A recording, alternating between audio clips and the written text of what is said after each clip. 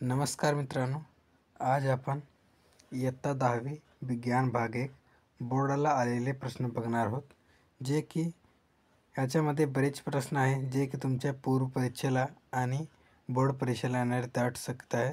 तर जास्तीत जास्त हा चॅनल सबस्क्राईब करा आणि जास्तीत जास्त आपल्या मित्रमैत्रिणींना शेअर करा. चला तर आपण प्रश्न बघूयात. की प्रश्न पहिला आहे की पुढे दिलेल्या ग्रहाची सूर्यभोवतीची परिभ्रमण कक्षा दर्शवणाऱ्या आकृतीचे निरीक्षण करून त्यासंबंधीचे 3 नियम स्पष्ट करा. हा प्रश्न मार्च 20ला आलेला होता 3 गुणांसाठी. तर मी तुम्हाला दाखवतो. ही आकृती आहे मित्रांनो केपलरची आणि उत्तर इथे दिलेलं आहे की दिलेली आकृती केपलरच्या 3 नियमावर आधारित आहे. पहिला नियम आहे केपलरच्या की ग्रहाची कक्षा ही लंबवर्तुळाकार असून सूर्य त्या कक्षेच्या एका नाभीवर असतो. आणि दुसरा आहे केपलरचा दुसरा नियम आहे ग्रहाला सूर्याशी जोडणारी सरळ रेषा ही समान कालावधीत समान क्षेत्रफळ व्यापन करते. आणि तिसरा आहे केपलरचा तिसरा नियम आहे ग्रहाची सूर्याभोवतीची परिभ्रमण कक्षा परिक्रमा करणाऱ्या ग्रहाच्या आवर्तकालाचा वर्ग हा ग्रहाच्या सूर्यापासून सरासरी अंतराच्या घनाला समानुपाती असतो. म्हणजे ग्रहाचा आवर्तकाल T असेल व सूर्यापासून ग्रहाचे सरासरी अंतर R असेल तर हे तुम्हाला असते. आणि दुसरा आहे लिथियम, सोडियम, पोटॅशियम या डोबराण्याच्या त्रिकामध्ये लिथियम व पोटॅशियमचे अणुवस्तुमान अनुक्रमे 6.9 व 39.1 असल्यास सोडियमचे अणुवस्तुमान किती? हा प्रश्न मार्च 19ला आलेला होता 2 गुणासाठी. तर उत्तर इथे दिलेलं आहे. लिथियम व पोटॅशियम यांच्या अणुवस्तुमानाची सरासरी 6.9 अधिक 3 39.1 छेद 2 आहे. तर बराबर 46/46/2 आणि बराबर 23 आहे. म्हणून 23 हे सोडियमचे अणुवस्तुमान आहे. म्हणून सोडियमचे अणुवस्तुमान 23 इतके आहे. प्रश्न तिसरा आहे प्रकाशाच्या अपवर्तनाचे नियम लिहा.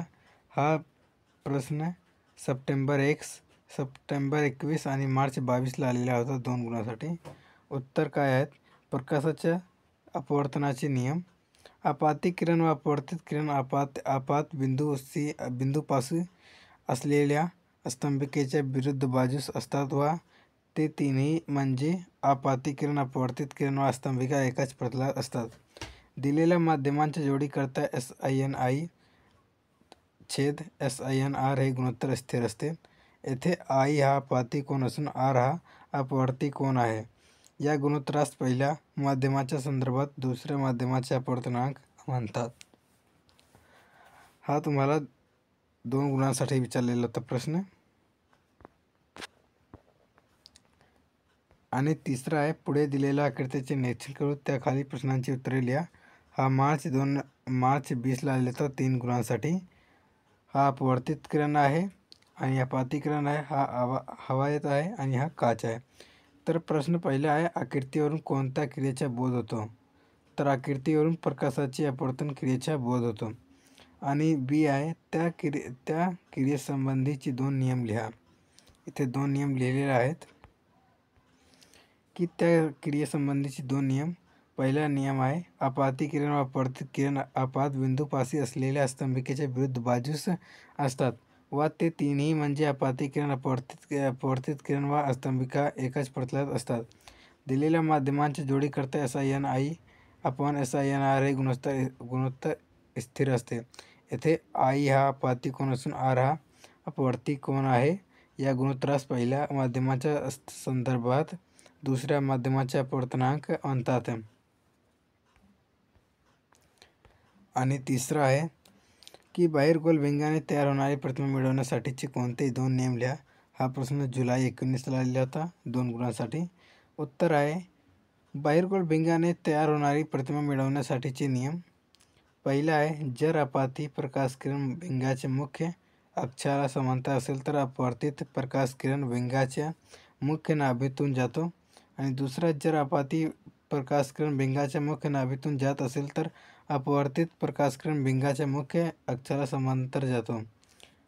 आणि तिसरा आहे की जर आपाती प्रकाश किरण भिंगाच्या प्रकाश केंद्रातून जात असेल तर त्याची दिशा बदलत नाही. आणि प्रश्न 6वा आहे, भिंगाची शक्ती म्हणजे काय? हा प्रश्न जुलै 2022ला आला होता. माहीत नाही किती गुणांसाठी आलेला होता, पण आलेला होता. उत्तर काय आहे की आपाती प्रकाश किरणाचे अभिसरण किंवा अपसरण करण्याच्या भिंगाच्या क्षमतेस भिंगाची शक्ती म्हणतात. ही भिंगाच्या नाभी अंतरावर अवलंबून असते. भिंगाची शक्ती P म्हणजे त्याच्या नाभी अंतराचा F व्यस्तांक होय. P बराबर 1/f. आणि 7वा आहे, सुस्पष्ट दृष्टीचे लघुत्तम अंतर किती? हा प्रश्न जुलै 2022ला आलेला होता 1 गुणांसाठी. उत्तर आहे सुस्पष्ट दृष्टीचे लघुत्तम अंतर 25 सेंटीमीटर आहे. आणि 8वा आहे, संज्ञा अस्पष्ट करा मृदा अशुद्धी. मार्च 2022ला आलेला होता हा प्रश्न. उत्तर काय आहे, धातुकांमध्ये धातूच्या संयोगाबरोबर माती, वाळू, खडकी पदार्थ वगैरे अशुद्धी असतात. या अशुद्धीला मृदा अशुद्धी म्हणतात. 9वा आहे, संज्ञा स्पष्ट करा धातुके. मार्च 2022ला हा प्रश्न आलेला होता. उत्तर, ज्या खनिजांपासून सोयीस्कर आणि फायदेशीररित्या धातू वेगळा करता येतो त्यांना धातुके म्हणतात. उदाहरणार्थ बॉक्साइट, सिन्नाबार. प्रश्न 10वा आहे की संज्ञा स्पष्ट करा धातु विज्ञान. मार्च 2022ला हा प्रश्न आलेला होता. उत्तर आहे, धातुकांपासून धातूचे शुद्ध रूपात निष्कर्षण करणे व त्यानंतर धातूला शुद्धीकरणाच्या वेगवेगळ्या पद्धती वापरून जास्तीत जास्त शुद्ध करतात. या प्रक्रियेला धातू विज्ञान म्हणतात. आणि 11वा आहे की अवकाश कचरा म्हणजे काय? अवकाश कचरा म्हणजे काय? अवकाशामध्ये पृथ्वीभोवती परिभ्रमण करीत असणाऱ्या निरुपयोगी वस्तूंना, उदाहरणार्थ प्रक्षेपांचे भाग, उपग्रहांचे तुकडे अवकाश कचरा म्हणतात.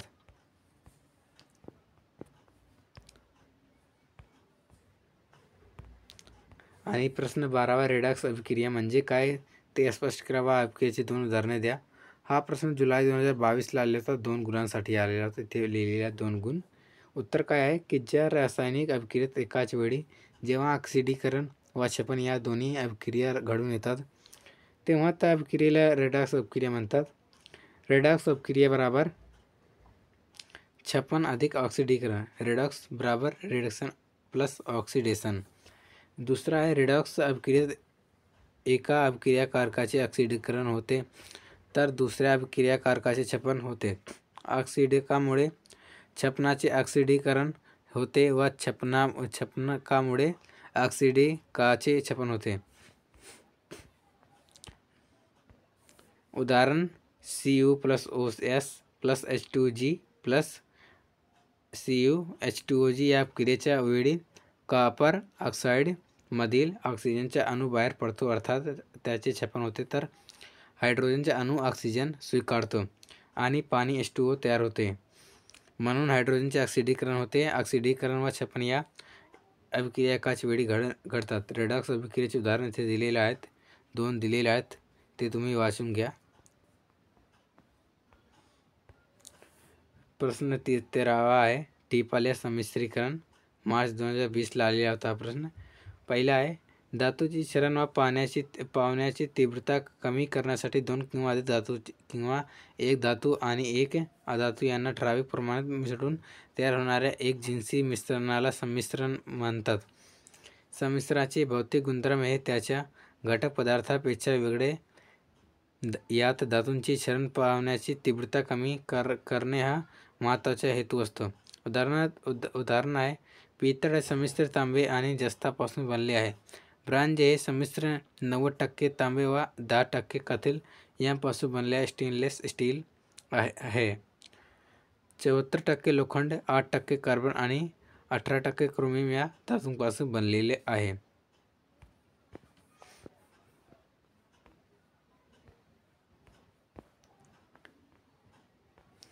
प्रश्न 14 आहे, समजातीय श्रेणी म्हणजे काय? समजातीय श्रेणीची महत्त्वाची वैशिष्ट्ये लिहा. नोव्हेंबर 20 आणि मार्च 22ला आलेल्या 3 गुणांसाठी. उत्तर काय? समजातीय श्रेणी कार्बनी संयुगामध्ये कार्बनी शृंखलेची लांबी असली तरी त्यांच्यातील क्रियात्मक गट एकच असल्याने त्यांच्या रासायनिक गुणधर्मां खूप साधर्म्य असते. क्रमाक्रमाने वाढत जाणारी लांबी असणाऱ्या शृंखलावर विशिष्ट हायड्रोजनच्या जागी समान क्रियात्मक गट जोडल्यामुळे संयुगाची जी श्रेणी तयार होते अशा श्रेणीला समजातीय श्रेणी म्हणतात. लगतच्या दोन संयुगामध्ये वरच्या व खालच्या एक CH2 गटाचा फरक उदाहरणे आहे. अल्केन कुल हे समजातीय श्रेणीचे आहे आणि त्याचे समान सूत्र CnH2n+ असे आहे. हे तुम्हाला उदाहरणे दिलेले आहेत, ते तुम्ही वाचून घ्या. समजातीय श्रेणीचे वैशिष्ट्य. समजातीय श्रेणीमध्ये चढत्या क्रमाने एका मेथिलीन घटकाची भर पडते. रेणू वस्तुमान 14 U ने वाढते. कार्बन अणूची संख्या 1 ने वाढते. समजातीय श्रेणीतील संयुगात समान क्रियात्मक गट असल्याने समान रासायनिक गुणधर्मांमध्ये साधर्म्य असते. समजातीय श्रेणीच्या सर्व संयुगासाठी एक सामान्य रेणूसूत्र असते. समजातीय श्रेणीत चढत्या क्रमाने जाताना संयुगांच्या उत्कलनांक, द्रवणांक यांसारख्या भौतिक गुणधर्मांमध्ये प्रवणता दिसून येते. आणि इथे टीप आलेला दृष्टी सातत्यतेची तुम्हाला लिहायचे. उत्तर आहे की वस्तूची प्रतिमा नेत्रबिंगाद्वारे दृष्टिपटलावर तयार केली जाते, म्हणून वस्तू आपणास दिसते. वस्तू जोपर्यंत डोळ्यासमोर असते तोपर्यंत तिची प्रतिमा दृष्टिपटलावर असते. वस्तू दूर केल्याबरोबर प्रतिमासुद्धा नाहीशी होते. आपल्या डोळ्याच्या बाबतीत वस्तू दूर केल्यानंतरही सेकंदापर्यंतच्या प्रतिमेच्या दृष्टिपटलावर परिणाम तसाच राहतो. काही काळ दृष्टिपटलावरील संवेदना टिकते. या परिणामाला दृष्टी सातत्य म्हणतात.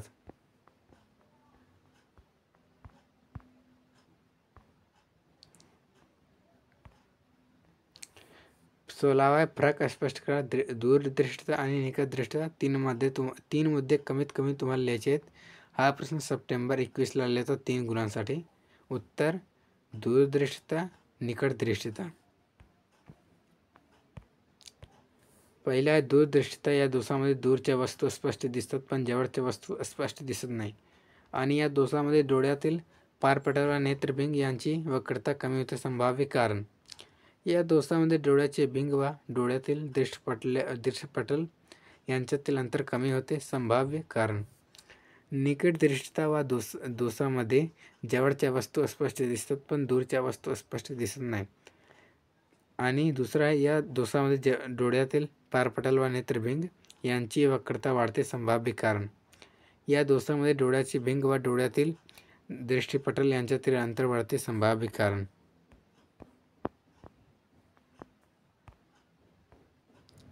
बघा मित्रांनो, इथे प्रश्न 17वा आहे. आयनिक संयुगाचे गुणधर्म लिहा. जुलै 22ला आले होता 5 गुणांसाठी. तर हा तुम्ही नीट काळजीपूर्वक बघा. उत्तर काय आहे की आयनिक संयुगे अस्थायी रूपात असून ते कठीण असतात. ती संयुगे ठिसूळ असून दाब दिले असतात त्यांचे तुकडे करता येतात. संयुगातील अंतररेणवी आकर्षण अधिक असल्यामुळे तो तोडण्यास बरीच ऊर्जा लागते. म्हणून आयनिक संयुगांचे द्रवणांक व उत्कलनांक उच्च असतात. ही संयुगे पाण्यात द्रावणीय असतात परंतु केरोसिन, पेट्रोल यांसारख्या द्रावकात अद्रावणीय असतात. अस्थायी रूपातील आयनिक संयुगे विद्युत दृष्ट्या उदासीन असतात. ती विद्युत वहन करू शकत नाही कारण बंदिस्त रचनेमुळे त्यांतील आयनांची हालचाल शक्य नसते.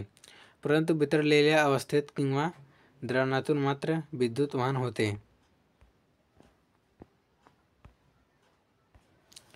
व्हिनेगार व गॅसोहोल म्हणजे काय? त्यांचे उपयोग होते. जुलै 19ला आलेला हा प्रश्न. ॲसिटिक ॲसिडच्या पाण्यामध्ये बनवलेल्या 5.8% द्रावणाला व्हिनेगार म्हणतात. व्हिनेगार हे लोणच्यामध्ये परिरक्षक म्हणून वापरतात. तसेच मांस शिजवण्यासाठी व्हिनेगरचा उपयोग होते. सॅलड ड्रेसिंगसाठी व्हिनेगरचा वापर करतात. पेट्रोलची कार्यक्षमता वाढवण्यासाठी त्यामध्ये 10% अनहायड्रस इथेनॉल हे एक समावेशी म्हणून मिसळतात. अशा इंधनाला गॅसोहोल म्हणतात. याचा उपयोग इंधन म्हणून मोटरगाड्या इतर वाहनांमध्ये सुद्धा उपयोग होतो.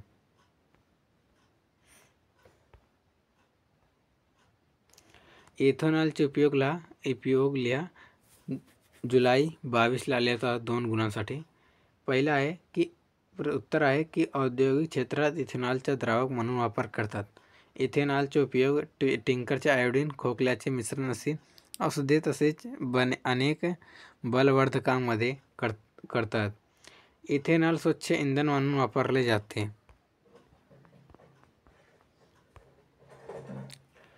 एकविसा आहे प्रश्न. अल्कोहोल गटातील समजाती श्रेणीची पहिले 4 उदाहरणे लिहा. Methanol, ethanol, propanol, butanol. आणि इथे काय विचारलेलं आहे? इथे विचारलेलं आहे की पुढील रासायनिक अभिक्रिया पूर्ण करा. मार्च 20ला आलेला हा प्रश्न. रासायनिक अभिक्रियेचे प्रकार कोणता ते सांगायचे तुम्हाला. हे तुम्हाला जे तुम्हाला दिलेले रिकाम्या जागा ते तुम्हाला भरायची आणि त्याच्या अभिक्रियेच्या कोणता अभिक्रिया आहे? विस्थापन अभिक्रिया आहे. आणि 23वा आहे प्रश्न की फरक स्पष्ट करा. दूरदृष्टता आणि निकटदृष्टता. हा सप्टेंबर 21ला हा प्रश्न विचारलेला होता. दूरदृष्टता आणि निकटदृष्टता.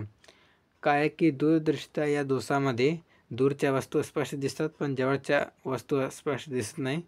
या दोषामध्ये डोळ्यातील पारपटल व नेत्रभिंग यांची वक्रता कमी होते. आणि तिसरा आहे या दोषामध्ये डोळ्याचे भिंग व डोळ्यातील दृष्टिपटल व यांच्यातील अंतर कमी होते. यात जवळच्या वस्तूची प्रतिमा दृष्टिपटलाच्या पाठीमागे तयार होते. आणि पहिल्या निकटदृष्टता या दोषामध्ये जवळच्या वस्तू स्पष्ट दिसतात पण दूरच्या वस्तू स्पष्ट दिसत नाही. आणि दुसरा या दोषामध्ये डोळ्यातील पारपटल व नेत्रभिंग यांची वक्रता वाढते. आणि तिसरा आहे या दोषामध्ये डोळ्याचे भिंग व डोळ्यातील दृष्टिपटल यांच्यातील अंतर वाढते. आणि चौथा आहे यात दूरच्या वस्तूची प्रतिमा दृष्टिपटलाच्या अलीकडे तयार होते. हे जे तुम्ही आहे ना मित्रांनो ते तुम्ही असे वहीवर लिहून घ्या कारण ह्याच्यामध्ये बरेच प्रश्न आहे की जे तुमच्या परीक्षेला येणारे दाट शक्यता आहे. तर हा एक वहीवर तुम्ही लिहून घ्या. प्रश्न 24वा आहे की पुढील आकृती चित्राचे निरीक्षण करून प्रश्नांची चित्रे लिहा. मार्च 2020ला हा प्रश्न आलेला होता.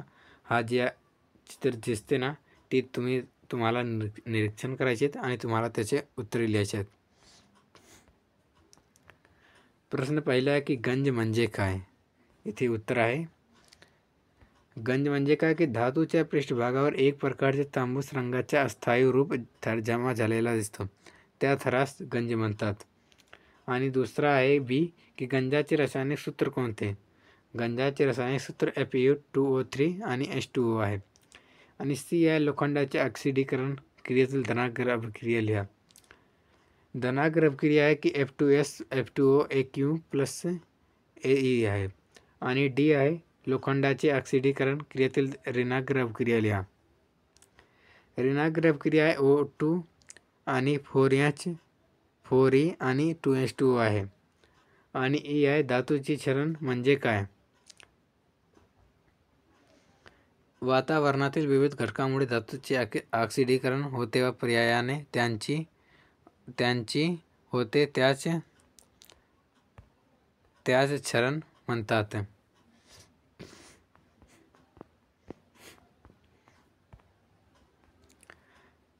पुढे दिलेल्या फ्लेमिंगच्या डाव्या हाताचा नियम आकृतीचे निरीक्षण करून आ आणि बा या ठिकाणी नामनिर्देशन करा. मार्च 2022ला हा प्रश्न आलेला होता. विद्युत वाहकावरील आणि हे तुम्हाला आहे ते तुम्हाला इथे लिहायचे आहे. हे जे आकृती तुम्हाला दिसते ते जे तुम्हाला हा रिकामा जागा दिसते ना ते तुम्हाला इथे भरायचे आहेत. इथे उत्तर आहे चुंबकीय क्षेत्राची दिशा इथे लिहायची आहेत. आणि बा आहे तो विद्युतधाराची दिशा तुम्हाला इथे लिहायची आहे.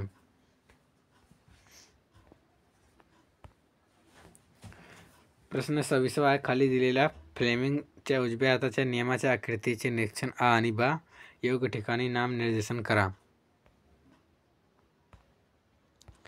हे तुम्हाला जे आ दिसते ना ते तुम्हाला इथे येणार चुंबकीय क्षेत्राची दिशा. आणि बा आहे विद्युत वाहकात परिवर्तित विद्युतधारेची दिशा. असे तुम्हाला लिहायचे आहे. आणि प्रश्न 27 आहे, पुढील आकृतीतून कोणत्या नियमांचा बोध होता? हा प्रश्न जुलै 2022ला आलेला होता. ते तुम्हाला इथे उत्तर आहे. उत्तर काय आहे की उजव्या हाताच्या अंगठाचे नियम आहेत मित्रांनो. 10वी विज्ञान भाग 1 मध्ये आहे. 28 आहे, खालील आलेखाचे निरीक्षण करावा, प्रश्नांची उत्तरे द्या. मार्च 2020ला आलेला हा प्रश्न.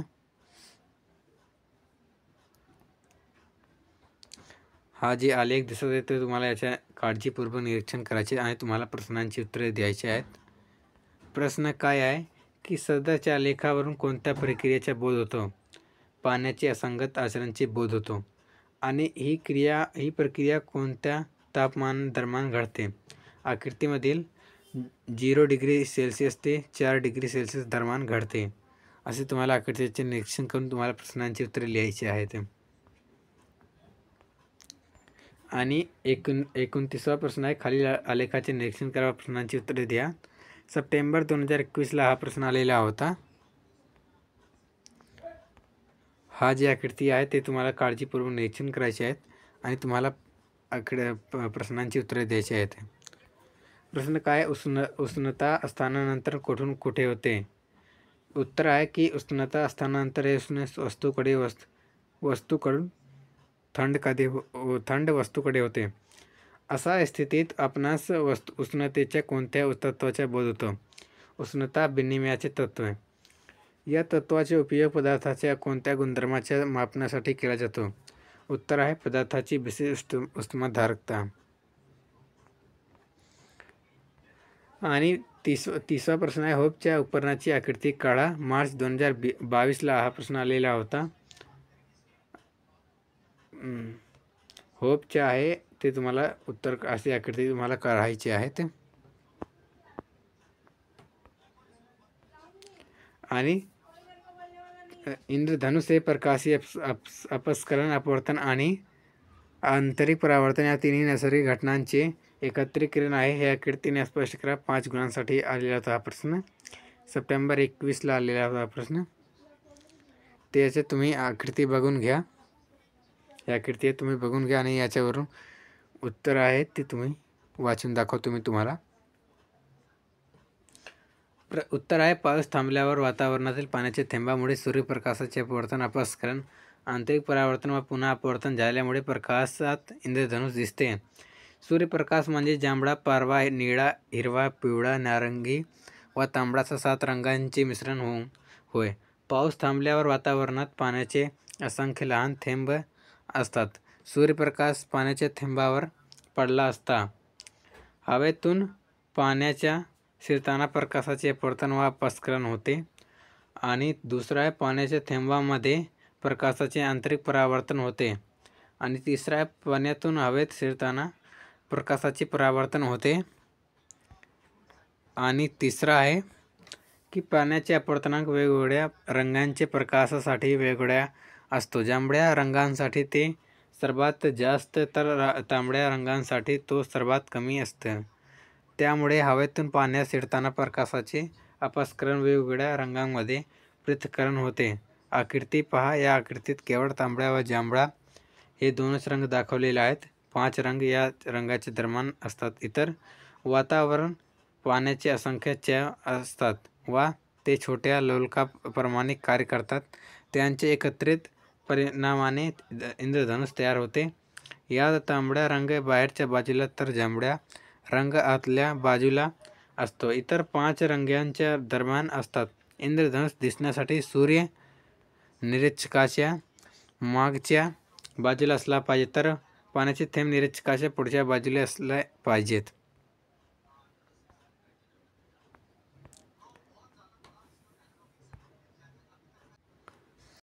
बत्तीसवा प्रश्न आहे की पुढील आकृतीत दर्शवलेल्या दृष्टिदोष ओळखा. हा प्रश्न जुलै 2022ला आलेला होता. दूरदर्शिता आहे आकृतीची.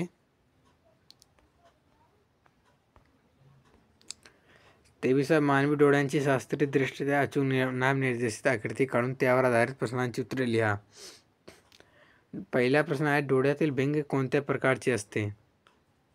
आणि डोळ्याच्या आतील पडद्यावर तयार होणारे प्रतिमेचे स्वरूप सांगा. डोळ्यात प्रवेश करणाऱ्या प्रकाशात जास्तीत जास्त अपवर्तन करणारे पटल कोणते? हा प्रश्न मार्च 2020ला आलेला होता. ह्याचे उत्तर इथे आहे मित्रांनो, की डोळ्यातील भिंग कोणत्या प्रकारचे असते? तर द्विबहिर्गोल स्फटिकमय असते. आणि डोळ्याच्या प्रतिमेचे स्वरूप आहे वास्तवा उलट आहे मित्रांनो. आणि सी आहे की डोळ्यात प्रवेश करणाऱ्या प्रकाशात जास्तीत जास्त पटल कोणते आहे? ते इथे पारपटल आहे.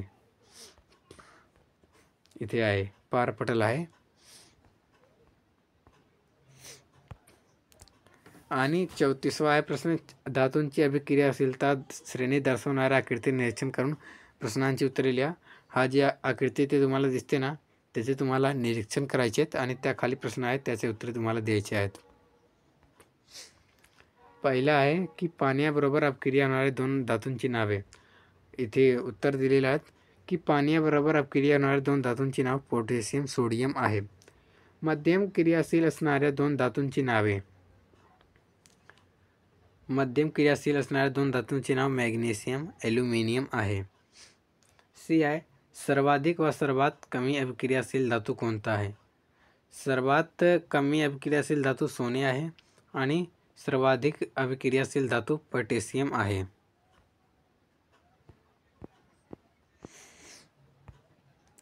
आणि 35वा आहे पुढील तक्ता पूर्ण करा. हा तक्ता 2022ला आला होता मार्च बोर्डाच्या परीक्षेत. वस्तूचे अवस्थान, प्रतिमेचे स्थान, प्रतिमेचे स्वरूप, 2F1च्या पलीकडे आणि डॅश डॅश अनंतरावर वास्तवाउलट, हे तुम्हाला इथे भरून दिलेले आहेत मित्रांनो. इथे भरून दिलेले आहेत. वस्तूचे अवस्थान, प्रतिमेचे स्थान, प्रतिमेचे स्वरूप आणि 2F1च्या पलीकडे, F1 व F2च्या दरम्यान, वास्तव वा उलट, नावे F1 वर आणि वास्तव वा उलट, F1 व F2च्या दरम्यान आणि 2F2च्या पलीकडे, हे तुम्हाला असे भरायचे तक्ता, जेणेकरून तुम्हाला 3 मार्क आरामात मिळतील. आणि 36वा प्रश्न आहे मेंडेलीवच्या आवर्त सारणीचे गुण विस्तृत करा. मार्च 2019ला आलेला होता प्रश्न. उत्तर काय आहे की आवर्त सारणीत गुणधर्माप्रमाणे योग्य स्थान देता यावे म्हणून काही मूलद्रव्यांचे अणुवस्तुमान पुन्हा तपासून दुरुस्त करण्यात आले. बेरिलियमचे यापूर्वीचे 14.09 हे अणुवस्तुमान बदलून 9.4 असे दुरुस्त करण्यात आले व बेरिलियमला बोरॉनची आधीची जागा दिली. दुसरा आहे की आवर्त सारणीमध्ये मेंडेलीवने शोध न लागलेल्या मूलद्रव्यासाठी काही जागा रिक्त ठेवल्या आहेत. त्यापैकी 3 अज्ञात मूलद्रव्यांना जवळच्या ज्ञात मूलद्रव्यांवरून एका बोरॉन, एका ॲल्युमिनियम व एका सिलिकॉन अशी नावे दिली. मेंडेलीवने त्यांची अणुवस्तुमाने अनुक्रमे 44, 68 व 72 असतील अशी दर्शवली. त्याप्रमाणे त्यांच्या गुणधर्मांचेही भाकीत केले. पुढे या मूलद्रव्याचा शोध लागून त्यांना अनुक्रमे स्कँडियम, गॅलियम, जर्मेनियम अशी नाव देण्यात आली. या मूलद्रव्यांचे गुणधर्म मेंडेलीवच्या भाकितांशी जुळणारे आढळले. यामुळे मेंडेलीवच्या आवर्त सारणीचे महत्त्व पटले आहे. आणि तुम्हाला इथे उदाहरण पण दिलेले आहेत की एका बोरॉन, स्कँडियम, एका ॲल्युमिनियम, गॅलियम, एका सिलिकॉन, जर्मेनियम. तिसरा, मेंडेलीवच्या मूळ आवर्त सारणीत वायूंसाठी जागा राखून ठेवली नव्हती. जेव्हा हेलियम, निऑन, आर्गॉन इत्यादी निष्क्रिय वायूंचा शोध लागला तेव्हा मेंडेलीवने मूळ आवर्त सारणीला धक्का न लावता शून्य घन निर्माण केला व त्यात निष्क्रिय वायू राजवायू ठेवण्यात आले.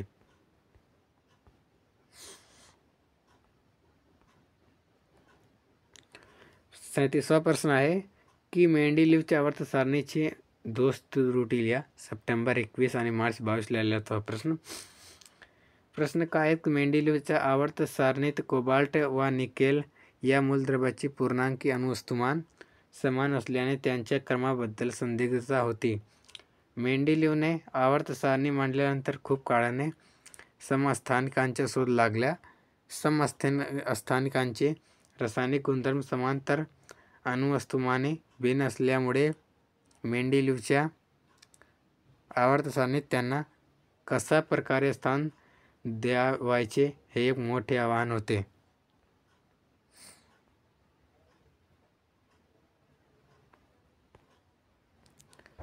तिसरा आहे की मूलद्रव्यांच्या वाढत्या अणुवस्तुमानांप्रमाणे मांडलेल्या अणुवस्तुमानांमधील वाढ नियमित दराने होताना दिसत नाही. त्यामुळे दोन जड मूलद्रव्यांमध्ये किती मूलद्रव्यांचे शोध लागेल याचे भाकीत करणे मेंडेलीवच्या आवर्ती नियमानुसार शक्य नव्हते. हायड्रोजनचे स्थान हायड्रोजनला हॅलोजनांशी घन 7व्या साम्य दर्शवते. जर हायड्रोजनचे रेणुसूत्र H2 आहे तर क्लोरीन यांची रेणुसूत्रे अनुक्रमे F2C2 अशी आहेत. तसेच हायड्रोजन व अल्कधातू घन 1 यांच्या रासायनिक गुणधर्मांमध्येही साधर्म्य असते. तसेच हायड्रोजन व अल्कधातू NaK इत्यादी यांनी क्लोरीन व ऑक्सिजन यांच्याबरोबर तयार केलेल्या संयुगांच्या रेणुसूत्रांमध्ये साधर्म्यता आहे. मात्र वरील गुणधर्मांचा विचार केल्यावर हायड्रोजनची जागा अल्कधातूंच्या घनात घन 1 की हॅलोजनांच्या घनात घन 7 हे निश्चित ठरवता आले नाही. आणि 38वा प्रश्न आहे की एका मूलद्रव्याचे इलेक्ट्रॉन स्वरूपण 282 असे आहे. यावरून पुढील प्रश्नांची उत्तरे द्या. हा प्रश्न मार्च 2020 आणि जुलै 22 आलेला होता. प्रश्न पहिला आहे की मूलद्रव्याचा अणुअंक किती आहे. तर या मूलद्रव्याचा अणुअंक 12 आहे, कारण 2 आणि 8 10 आणि 2 12 झाले. आणि बाय या मूलद्रव्याचा घन कोणता आहे. शेवटच्या कक्षेत जे इलेक्ट्रॉन असते ना तो घन असतो. त्या शेवटच्या कक्षेमध्ये 2 आहे, म्हणून या मूलद्रव्याचा घन 2 आहे. हे मूलद्रव्य कोणत्या आवर्तात आहे. हे मूलद्रव्य 1 2 3 आहे, तर म्हणून हे या मूलद्रव्याचे आवर्त 3 आहे. कसे की 1 2 3, ते म्हणून या आवर्तात 3 आवर्त तिसरा आवर्तात आहे. आणि 39 प्रश्न आहे. ॲल्युमिनियममधील मुख्य धातुकाचे नाव लिहा. ॲल्युमिनियम धातुकावरील मृदा अशुद्धीय मार्च 2022 हा प्रश्न आलेला होता की ॲल्युमिनियममधील मुख्य धातुकाचे नाव बॉक्साईट आहे. ॲल्युमिनियमच्या धातुकात 30% ते 70% आणि उरलेला भाग वाळू, आयरन ऑक्साईड आणि टायटॅनियम ऑक्साईड या मृदा अशुद्धीने बनलेला असतो.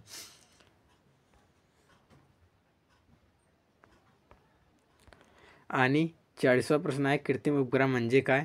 त्याचे कोणते 2 उपप्रकार सांगून प्रत्येकाचे कार्य लिहा. मार्च 20 हा प्रश्न आलेला होता. उत्तर आहे की एखादे मानवनिर्मित यंत्र पृथ्वीच्या किंवा एखाद्या ग्रहाच्या नियमित कक्षेत परिक्रमा करीत असेल तर त्या यंत्रास कृत्रिम उपग्रह म्हणतात. पहिला आहे हवामान उपग्रह. हवामानाचे अभ्यास व हवामानाचा अंदाज वर्तवणे. दळणवळण उपग्रह जगभरातील प्रदेशामध्ये विशिष्ट विद्युत चुंबकीय लहरींद्वारे संपर्क साधणे. तिसरा आहे ध्वनी चित्र प्रक्षेपक उपग्रह. दूरचित्रवाणी कार्यक्रमांचे प्रक्षेपण करणे. दिशादर्शक कुठल्याही भौगोलिक स्थानाचे अक्षांश व रेखांश निश्चित करणे. सैनिकी उपग्रह दिशांचे संरक्षण करण्याच्या दृष्टिकोनातून माहिती संकलन करणे. आणि 6वा आहे पृथ्वी निरीक्षक उपग्रह. पृथ्वीच्या पृष्ठभागावरील जंगले, वाळवंटे, सागर, ध्रुव प्रदेशावरील बर्फ यांचा अभ्यास, तसेच नैसर्गिक संसाधनांचा शोध व व्यवस्थापन, महापूर, ज्वालामुखी उद्रेक, वादळ इत्यादी आपत्तीमध्ये निरीक्षण व मार्गदर्शन करणे.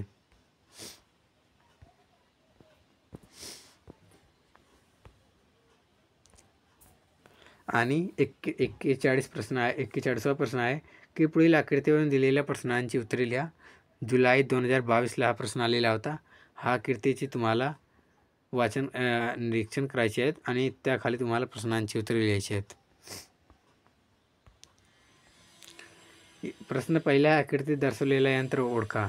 हा आकृतीत दर्शवलेला यंत्र आहे विद्युत चलित आणि या यंत्राचे कार्य कोणत्या नियमावर आधारित असते. या यंत्राचे कार्य फ्लेमिंगच्या डाव्या हाताच्या नियमावर आधारित आहे. आणि या यंत्राचे 2 उपयोग लिहा. या यंत्राचे 2 उपयोग आहे शीत कपाटे मिक्सर, संगणक, पंखे यामध्ये यंत्राचे उपयोग होतात.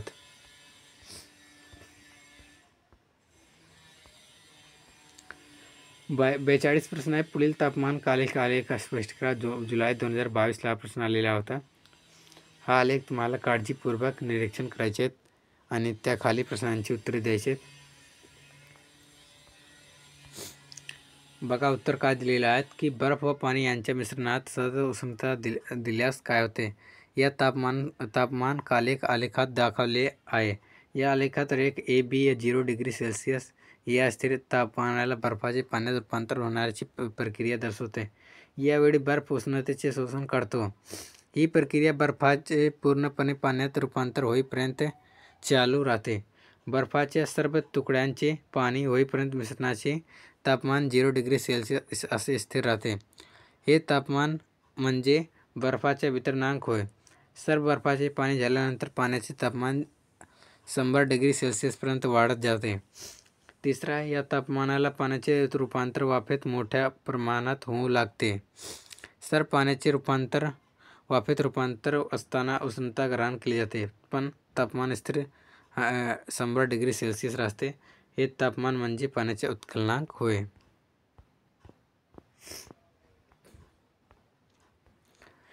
त्रेचाळीस प्रश्न आहे की पुढील आकृती दाखवलेली घटना ओळखून लिहा व स्पष्ट करा. जुलै 2022 हा प्रश्न आलेला होता.